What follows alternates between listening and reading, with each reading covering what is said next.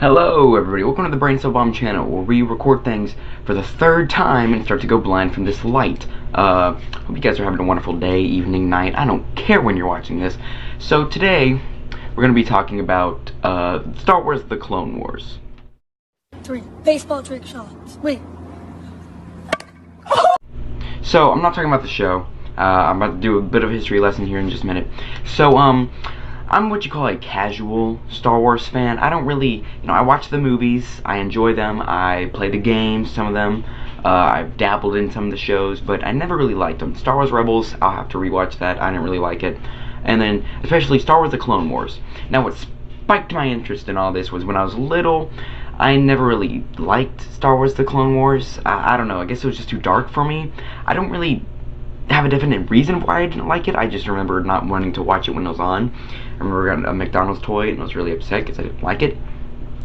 But they're coming out with season 7, I think, on Disney Plus, and everybody's super excited for it. And I was like, you know what? I love Star Wars. That poster back there probably is most likely my favorite film. I don't know, the countdown's still coming soon. I don't know when, probably February. But so this is basically just more Revenge of the Sith, and I love that. It was made by obvious Star Wars fan. Everybody recommends it. I might as well start. So I was gonna watch the whole season 1 and then make a video about it. Like, oh, first time watching season 1. But then I realized there were 22 episodes, not 13. So it's not something I could do in a weekend. I mean,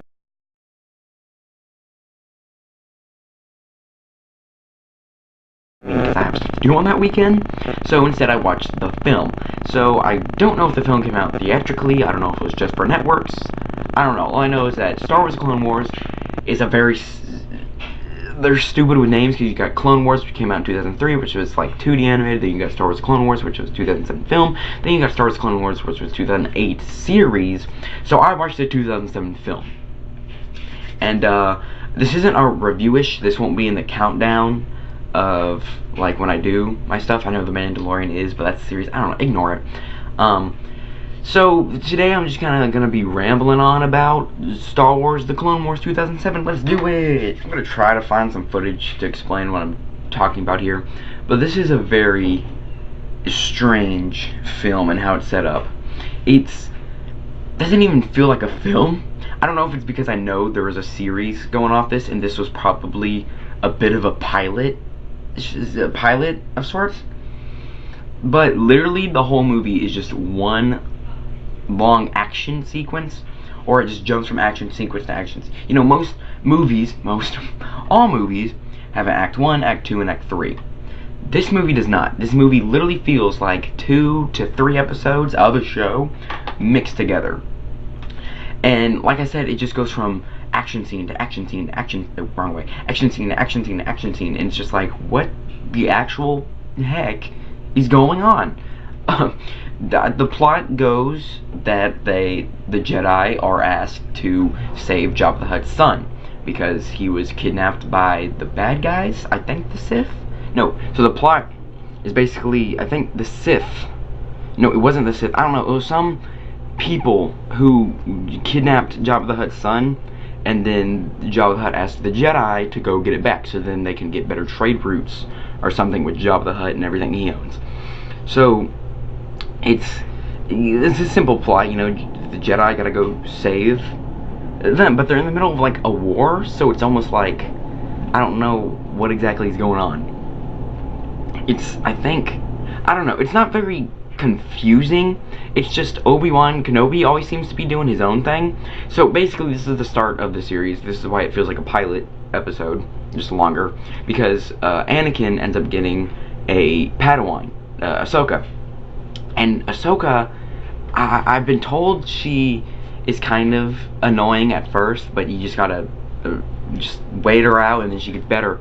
But she's not very good here, and I'm not gonna be like, oh, but I'm gonna not dock points because she gets better in the show or something. No, she's bad here, therefore I don't like her. She's very annoying in this film, and let's talk about that. Everyone is off-putting. Their acting is not, it's not prequel acting where it's like I said in all those review shits. It's bad, but it's not good. I mean, it's not bad, but it's not good. It's just kind of weird. Voice acting and normal acting are two totally different things, and this really feels like its own brand of awkwardness. Like Anakin, the voice actor for Anakin talks funny, like he's so condescending all the time, like he's trying so hard, but not hard enough at the same time. Obi-Wan Kenobi is constantly talking like a fortune cookie. Obi-Wan Kenobi would occasionally talk like this, like, I can't think of an example, but like a fortune cookie. But literally every sentence he says is, "Be careful, young Padawan. You know, that's Anakin Skywalker." It's like you didn't have to say it like that. You could be like, "Oh yeah, that's Anakin," or something like that. I don't know. I don't know how to describe how awkward it is. Count Dooku is also weird. Everybody's just so awkward in this movie. And it's hard to explain, but then they like... Ahsoka especially is weird. It feels like a weird children's TV show. Weird, I know, but like a younger kid's TV show, how she talks especially. I have a really big forehead. Have you guys ever noticed that? Like how big my forehead actually is? Oh my god. That's off topic, is all hell. But it's just, the acting is so awkward, and it's something, at first I didn't notice until Ahsoka showed up, then I really started noticing it. I think the best actors are R2-D2 and Jabba the Hutt. Other than that, I am very confused with what the direction for it was. I'm sure it gets better in the TV show because they get more used to their stuff. I'm sure these people are new at it. But, okay, so let's talk about that plot. So basically, the Jedi are fighting, then Ahsoka comes in and is like, hey, we gotta go save Jabba the Hutt's kid. And they're like, okay. Obi-Wan Kenobi then, like, goes off to help somebody, I think. So then they're like, okay, Anakin and Ahsoka are gonna go first. And then they do go first, so, but then the Sith, or Count Dooku, has this idea, and he's like, hey, let's make it look like the Jedi stole Jabba the Hutt's kid. Which makes sense, you know, it's a good kind of plot twisty kind of element. So then they get the kid, and then the kid's sick for some reason, so then there's like this little thing of, oh my gosh, we gotta get him to the Jedi cruiser so they can help him, but then they can't get there because it's blown up, and then they go into the ship that they're on, and it's like, oh wait, we actually just had to give him a pill.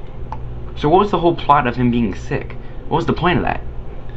What was the point? You could have said, let's get on the Jedi cruiser so we can get to the Tatooine faster. You didn't have to have the whole sick thing. It really did feel like they're stretching for stuff, like the whole Jedi cruiser thing. That was so weird. And then somehow, I was on my phone a bit, so I may have missed something important, so I'm not going to get onto it too bad. But somehow, Obi-Wan Kenobi ends up fighting Asajj Ventress, and this is where his little fortune cookie quotes really shine. Like, watching the scene, I was like, oh my god, we get it, you're supposed to be the smart Jedi. I get it. One thing that really confused me was in the third act, I guess. Padme literally shows up out of nowhere. Like, out of nowhere. She just walks into the scene. She's like, oh, I guess I'm in the movie now. She then has to go talk to Jabba the Hutt's uncle, Zero, or something, to get a negotiation with Jabba the Hutt, explain its misunderstanding. I don't know, at this part of the movie I was just like, what the what? Why is she here? Literally the stuff with Padme didn't need to be there at all. They reveal that Zero was in on it, but literally that whole stuff didn't have to be added at all. At all. Padme could have come in at the very end. Oh my god, the only part of suspense I was, like, interested in was when Anakin walked into Jabba's palace before Ahsoka. I was like, oh, I wonder what's gonna happen. That was probably the only time I was like, well, I wonder what's gonna happen, you know? Other than that, it was so... This movie's not very good. Like, if this is what the Clone Wars, the show, is like, baby.